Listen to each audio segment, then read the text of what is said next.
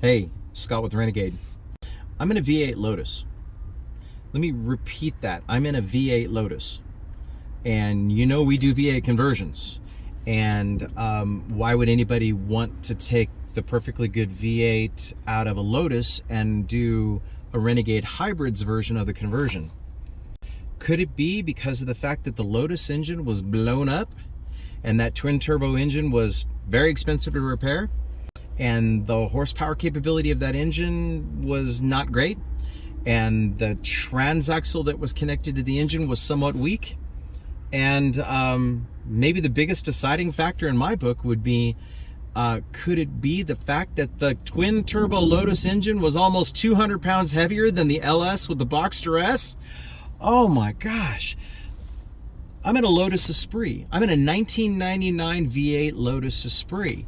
It had twin turbos. It went pretty good, but it still felt like a big lumbering mid-engine car versus a spry, fun, how should we say, very agile mid-engine car.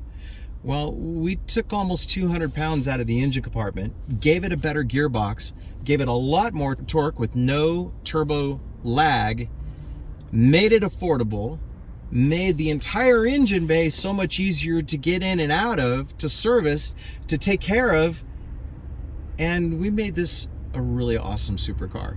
And I can't wait to show it to you. This is going to be a video that's going to be a little bit more along the lines of kind of like a good overview of how we do the conversion, where we put various different systems.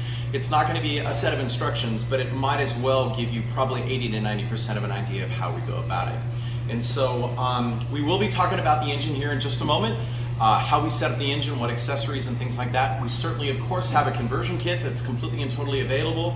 We now have an accessory package that works out exceptionally well as well, that fits into the Lotus. But first, we've got to put all of that stuff inside this car, so we've got to prep the engine bay to be able to do so. And it's actually not that difficult. So let me kind of share with you some of the things that we've done before we put the engine and transaxle in, which will show you how it's done in just a little bit. So come on in here, let's go ahead and take a look at what we're working with. So first of all, we have a limited amount of space right in here. Now the LS oftentimes will carry the AC compressor down low. It'll also carry other accessories and things like that down low. It can't be done here because we are really, really tight down in this area. But what we can do is we can put the harmonic balancer right down in here and then end up doing a little bit more along the lines of what they do with the trucks, with the AC compressor up high and with the alternator up high. And then we can use an electric water pump. The harmonic balancer ends up right down in this area. And we have a package that shortens the harmonic balancer and eliminates the belt-driven water pump, and it allows us to be able to use an electric water pump quite effectively so that we're not taking over or putting the axles at a severe angle, not taking over the back end of the car. And so in this relatively, I mean, it looks large, but in this engine bay right here, with the transaxle and the engine all together as one, we're keeping most of the geometry almost exactly the same. And one of the biggest things is we're eliminating a lot of the weight and of course increasing a ton of the horsepower. So with the harmonic balancer right down here, you notice that there's a cross member that we put right down in there. That's not part of the conversion kit. It's not necessarily needed, but that cross member that you see right there is a way for us to be able to Adele clamp and pull things down underneath, because the harmonic balancer sits relatively low to that right there. Then we can actually use a standard stock oil pan, like a Camaro Fiber Trans Am oil pan or something similar to that, like the later style Camaro oil pan, and it clears that cross member right there quite nicely. So that fits right in that vicinity right there. Then to operate the Boxster S transaxle are these cables that you see, and we're using a high temperature set of cables that we manufacture with that sheathing that we put around there as well. The reason why we do that is because obviously we're going to have an exhaust system that we're going to have to snake around in order to make that work. We'll show you the inside here in a minute, but those cables actually go to a stock style Boxster S shifter. Then you can see that the water lines are right here. That ties into the stock water system, or stock cooling system, which would be the radiator and the fans and things like that that are up there in the front automatically. And it works out really terrific. The biggest thing that I'm going to say is on some of the older cars, the cooling systems are marginal at best, so there may need to be some additional cooling. You can either do oil coolers or possibly do an upgraded radiator up in the front. Then you can see that there's a couple of these wires that you see right here that are going to be our main power wires. On the other side of that wall, that triangle piece right there, there's actually a power stud, so we pull everything there for power. on this side over here, sometimes on the older cars, we'll put the fuel pump and we will put the fuel regulator filter return kit over here. But on a V8 car, the fuel pump is actually substantial enough with the 2 saddle tanks that we didn't have to do that on this particular car. We did need, of course, to have a regulator in the filter return kit. That's up in there. And speaking of what else is up in there, we actually put the GM computer up in there, as you can see by all of the harness and everything like that. And then we did the relay panel back towards the back, and it actually ends up in this vicinity right here. It would be similar to how you would do a front engine style car, and so it's kind of spread out right now because we're getting everything out of the way in order to put the engine in, but you can see where everything kind of comes together beautifully to support the engine. So there's not a whole lot of room down in this area, but having the accessories up top and having everything shortened allows us to be able to make everything fit beautifully in the Lotus. And then right about in this area down in here, alongside the oil pan, is where we do the electric water pump. For the Lotus, we actually have come up with some new fittings that work with some plates that actually work really, really well, flow excellent, and we've tied into those as well. Again, when I go to the engine and show you those, you'll really appreciate those. Last but not least, if you figure the engine is right here, with the intake manifold reversed, normally the intake manifold would be throttle body this direction. With the intake manifold reversed, which we can help you out with as well, we're going to have it neck over here, and we've decided that we're going to build a custom air box that's going to access the air ports that are right here. So we're going to pull cold air in from this custom air box. Because that back trunk wall is right here, we have just enough room to be able to accommodate that reversed intake that goes like this. We'll be able to put the mass airflow sensor in line right here and then come into the airbox and then do a filtration system, whether it be a cone filter in this area or something along those lines. We're kind of working on that right now. Let's talk about drivetrain really quick. We do now build custom axles that tie into the later model hubs on the rear. And keep in mind, as long as you have the outboard brakes right here, your chassis is ready to go. Now, if by chance you have an older chassis, and we're talking really old, the way that you can tell whether you can do the conversion or not is if when you take the transaxle out of the car, when you take it out, if the car will not stand on its own, meaning your CV axles are part of the support for the rear suspension, then I'm going to tell you right now, unfortunately, we don't have a conversion kit for that. And that's generally going to be about the 84, 85, and earlier style Lotus Esprit. Now, if you're about an 85 or an 86 or later, that's going to be a different situation. Now, they did blend those lines, blur those lines, if you will, for a couple of years there. And so I've even seen 87 cars that were still set up where the CV axles were part of the suspension system in the rear. But that's when they were pretty much running out and phasing out those parts. Then what you need to do is if you get in touch with one of these Lotus specialty shops, I'm trying to get a few of them to actually put together a package that would be quite reliable for you to be able to purchase outboard brake kits.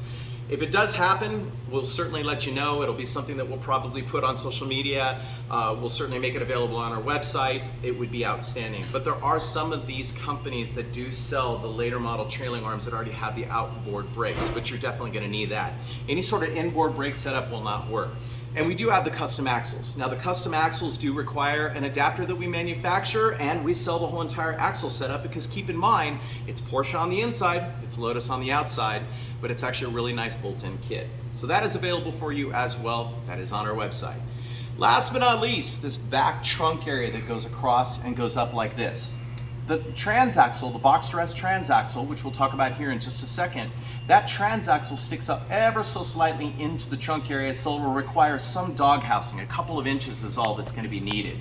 And so once you start putting in that trunk floor piece that goes right in here, then you're going to see that it won't quite fit, but the top of the transaxle, only maybe about a 12-inch wide or a 10-inch wide area, up a few inches is all you're going to need to dog house as far as that goes. Now keep in mind, these frame rails that tie into the subframe or tie into the tubular chassis, these things we found these to be off by a considerable amount, as much as maybe an eighth or a quarter of an inch. And because of that, we have our cross member that goes across here, but there's these billet blocks that are part of our conversion kit, and we did that on purpose because if by chance things are not quite lining up between the mounting up here and the cross member back here, you'll be able to machine a little bit of material off those aluminum blocks and it'll work out quite nicely for you. And so keep in mind, those are a little bit on the thick side. Most of the time they work perfectly and you'll never even know the difference, but we do put that fudge factor in there for you.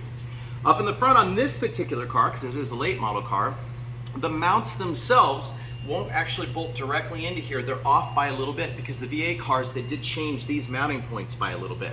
We have an adapter that goes in the late model V8 cars, but it's unusual that someone would want to do this.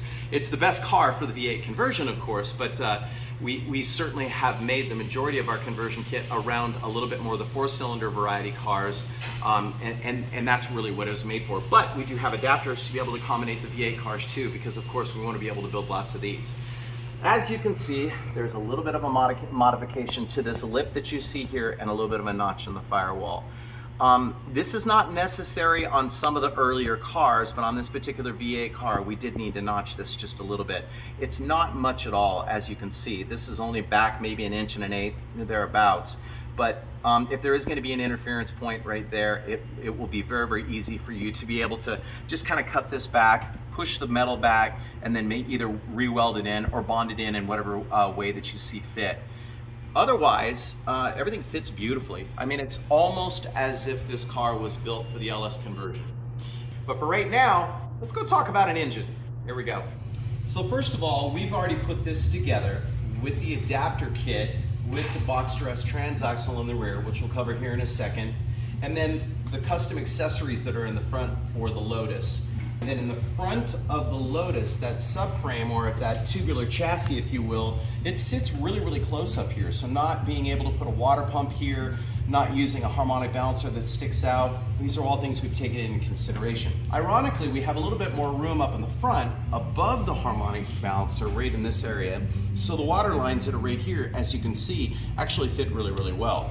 And because we decided to go with the electric water pump, which we use the Mazir because it is the best on the market, this particular Mazir pump takes care of the 2 outlets into both sides of the engine, and it gives you absolutely incredible cooling.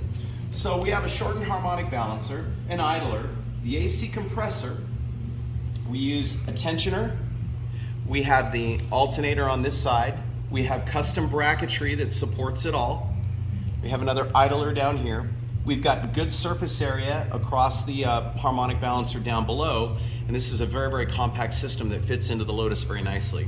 Now notice something else. We've reversed the intake manifold. For those people that are very familiar with LS's, you know the intake manifold normally sticks around like this way. Well, they are symmetrical, and because they are symmetrical, you can reverse it by turning it around this direction. Now there needs to be a couple small little changes with regards to the valley cover and some sensors and things like that, but that's all stuff that we can definitely cover. Then if you see right here, this is where the throttle body is located. This right here ends up towards the back of the engine bay, and it actually fits really, really nicely to be able to come over and then take advantage of a potential cold air intake, which I'll definitely cover in the chassis. So this whole setup works out really great. Here's the adapter plate right here. Inside the adapter plate are the clutch components that of course are also available, and that's all part of the conversion kit. The bell housing would accommodate the flywheel, which is custom to the Boxster S 6-speed transaxle to the LS, the pressure plate, the clutch disc, the pilot bearing, and the throwout bearing. And then continuing on back here, this is where we start talking about mounts. This cross member right here will take the place of the cross member that's already back in your trunk area. This block that's in here can actually be machined down a little bit. We make it a little on the thick side, and if you need to, you can machine it down a little bit in order to be able to accommodate the least amount of bind between those 2 areas. Yes, we built in a little bit of slush factor, so to speak, and it really works out great. Something else that we did is right down in here, you can see that there's rubber isolators. So just like any transaxle, any sort of transmission mount, you're going to want to rubber isolate it. Otherwise, you pick up a lot of harmonics from that, and it resonates on the inside of the chassis. And the next thing that you'll notice is this is on a pivot. The reason being is because when this gets bolted into the car, this whole entire assembly actually leans downhill just a couple of degrees, but that right there is accommodated by this, which is absolutely outstanding. If you were to put it rigidly on the inside, it would actually take this cross member in the Lotus and it would put it in a bind.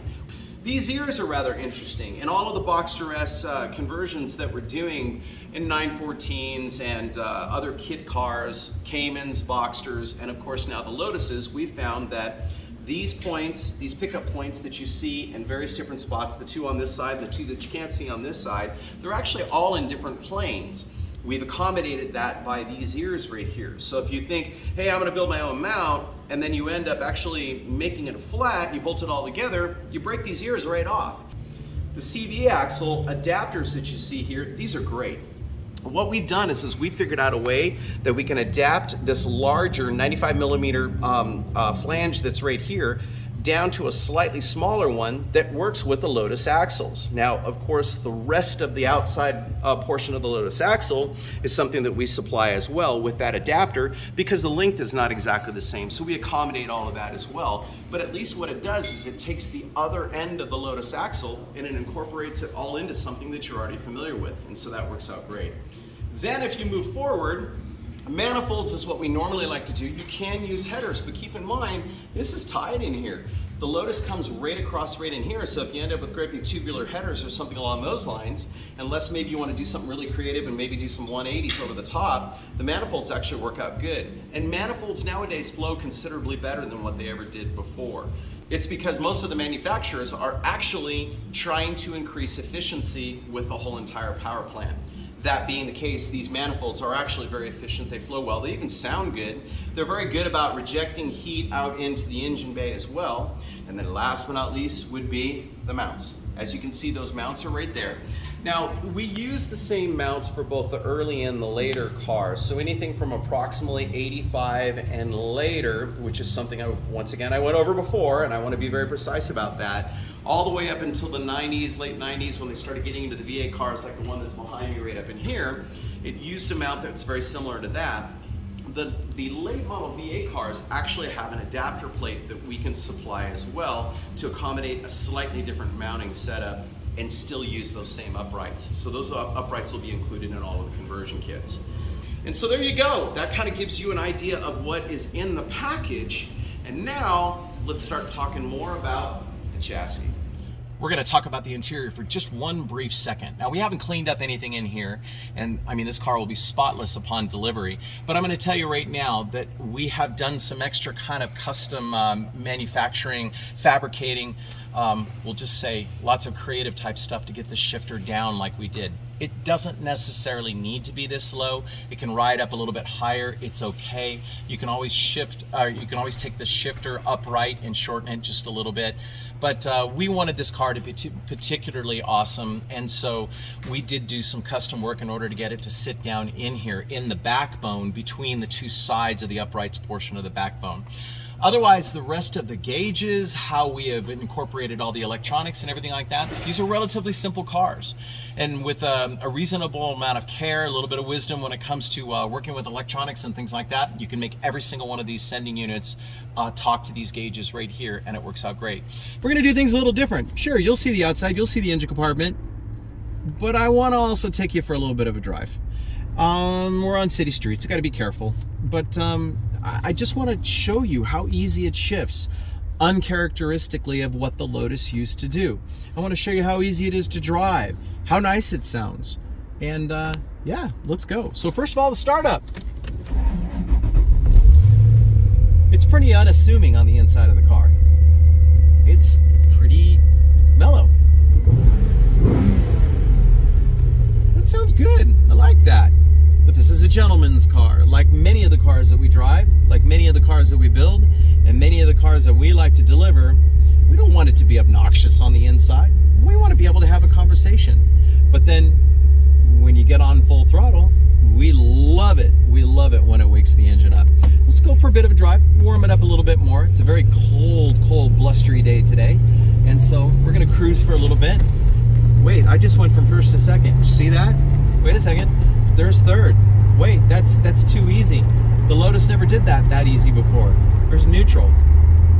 It was weird and awkward and strange, and it didn't work great. There's first. There's second. That's just lovely. It's absolutely lovely. And we got a reprieve. No one's coming. go. Second. There's third. We'll leave it in third. We'll do a nice little clover leaf right here. Oh, wait a second. The Lotus didn't do this before. It didn't grip very well before. It would have been breaking traction right about now. A little tiny bit of a wiggle. Bring it back in. More of a clover leaf. I rolled up the windows. Look at this. No push, very neutral, absolutely beautiful. Nice little unwind all the way out. And listen to that. Isn't that gorgeous? And there's no lag. Let's do it again.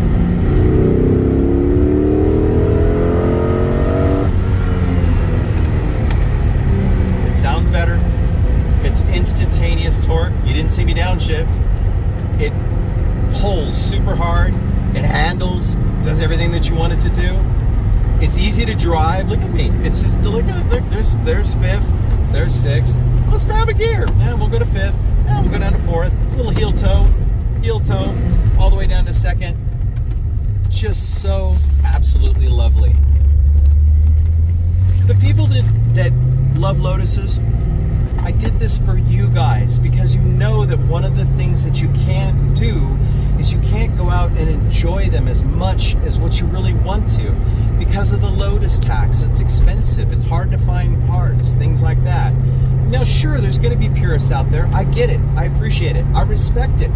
I love it. But there's a lot of guys that realize that these cars are also meant to be driven. They're driver's cars. They're awesome. And if you don't destroy all of those things that were meant to really work well with the Lotus, if you actually preserve a lot of the mid-engine balance and the ease and capability of the car and stuff like that, and you do it with good engineering, good solid engineering, and affordable engineering where you can actually go to, I don't know, some of your big chain places like AutoZones and O'Reilly's and Napa and buy parts, replacement parts, and change oil easily, where you don't need exotic oils or anything like that. Doesn't that make it better? Doesn't it? Doesn't it work better? So there's going to be naysayers. I get it. Love you guys. But you guys are also going to be the ones that are going to be scratching your heads, I hope. Scratching your heads in the background going, yeah, it still does everything that a Lotus is meant to do. Is what Colin wanted it to do.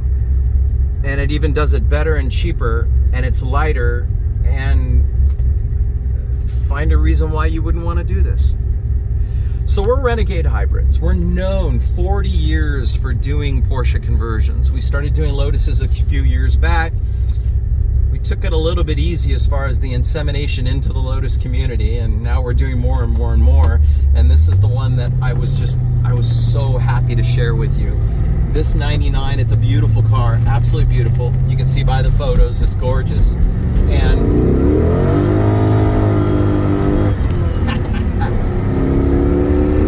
it's also fun. It's just not that lumbering, big, heavy car that it was before. It's just easy to drive, and it's just playful, and it's docile, and it's just, as you can see, so capable. So we put an LS495, LS3 495 into this. We're using the Boxster S 6-speed transaxle. We have done a radiator upgrade. It is the Lotus radiator upgrade. It's a really nice product. We put an oil cooler on here because obviously we're making a lot more horsepower. We've done very little else to it. We really didn't do much in the way of suspension upgrades, brake upgrades, or anything like that, because the V8 car already had a lot of that stuff that was done very, very well as original. But this particular car, it was interesting because it was actually purchased, I believe, at an auction, and somebody didn't do a very good job taking care of it, and it had a very wounded engine. And of course the transaxles are not great as well, and so we turned around and took advantage of the fact that we had a better solution. We now have conversion kits, we have accessory packages for the front of the conversion kit, we have cooling systems, we have axles, we have gauge integration, all the gauges work, We have everything that it takes in order to do these conversions. And one more time for the record, we also have the greatest soundtrack.